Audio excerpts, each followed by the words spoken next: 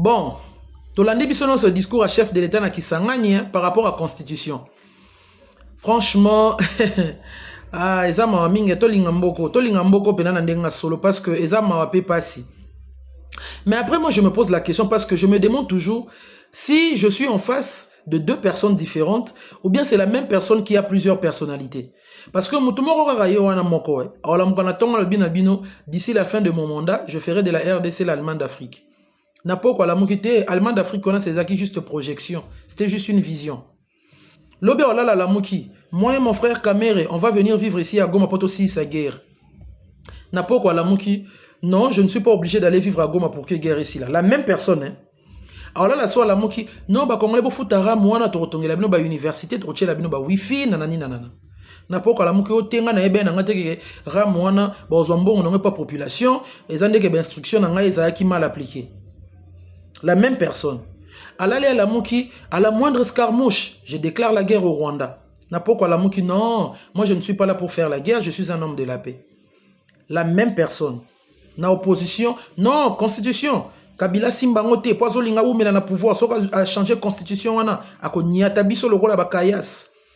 Constitution wana d'ailleurs eza priorité té changement nango, eza priorité té. Priorité za ba congolais faut ba lia bien. Faut ba vivre na ba condition ya bien. Il faut ba tanga na ba bisika ya bien. Ba soins de santé na bango na ba condition ya bien. Ba vivre na sécurité et tout ça. Constitution eza priorité té. Le soir, il se réveille, devenu président. Non, la constitution a été écrite en majorité par les étrangers. Bah, comment on a intérêt na bango, donc il faut pas modifier. La même personne. Franchement, je ne sais plus quoi dire quoi. Sikoyo, nae au sein abino ba Congolais, botou ne pas chef de l'État. Le col a lelo y a mis débat, priorité commis sikoyo, changement à la constitution. Donc on doit supposer que il a résolu ba problème au nous c'est y a ba Congolais. Pour y a le baki que constitution, changement dans les priorité.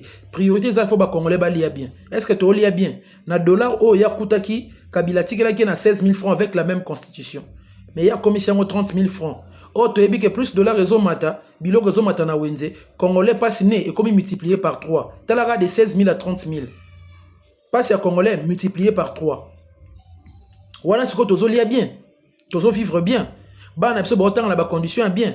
Na ba gratuité o ezake ba na ba mo batanga kuna te parce que ba otanga na poto po ba yebi que enseignement a malongé ezate o tozo mona ba vidéo a salle de classe moko 300 élèves pour enseignant moko tozo mona ba province ba na bazata na salle de classe te ba kangeli bango mandala la ba otanga bazo komana mabele po ataka ezate po na ya arranger situation de ngwana ville à Kinshasa o ekomi atambula ya 10 minutes inondation bato bakufi po na ya monika améliorer yango.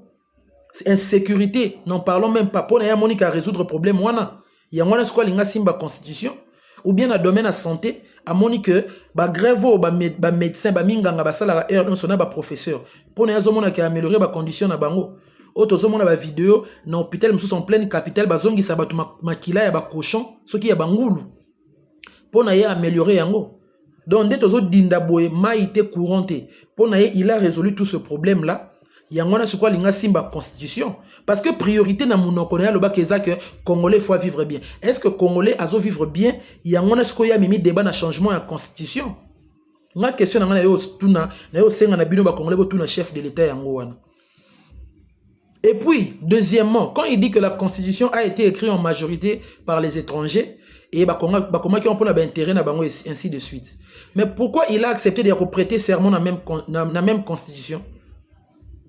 Au prêter serment dans la même constitution sans nous sortir les histoires aux étrangers, au loba yangote, aux 8 pouvoirs, ne bandeli. Au tikala kobeta lisolo ya changement de la constitution parce que écrit par les étrangers pour la grande majorité. Au beta lisolo wanate. Au jure na pouvoir na yo, au jure na ba privilège nyonso. Au constater que 10 ans c'est pas beaucoup. Mandé comme ki na souka, problème commis constitution. Franchement, la même constitution oyo batu ba koufela batu UDPS. Na ba marche obimisa bango na opposition pour Kabila linga toucher constitution. Donc bana batu na ba koufa ya ofele.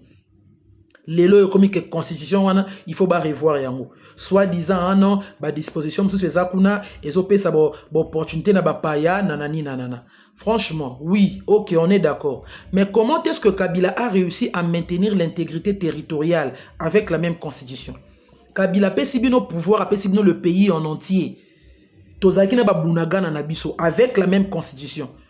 pendant que na constitution wana kaka kabila bando bunda pe bitumba est mais mboka na toza ki mobimba il y avait pas de territoire occupé apesa bino ngoye mobimba pas de territoire occupé lelo oyo bozui pouvoir avec la même constitution bazui biso ba territoire mboka etambola bien te et comme problème eza sous kabila qui bloque te oh non ce n'est plus Kagame ce n'est plus la Covid ce n'est plus le M23 et comme siko constitution franchement ata to ba congolais boyebi que tozala bazoba tozaba inconscient tozaba ignorant mais boye bango que zoba azoaka maile et pas moto maile à un moment donné bo réfléchir ça que te un mo pe bo timbela ba pe batu ba ko timbela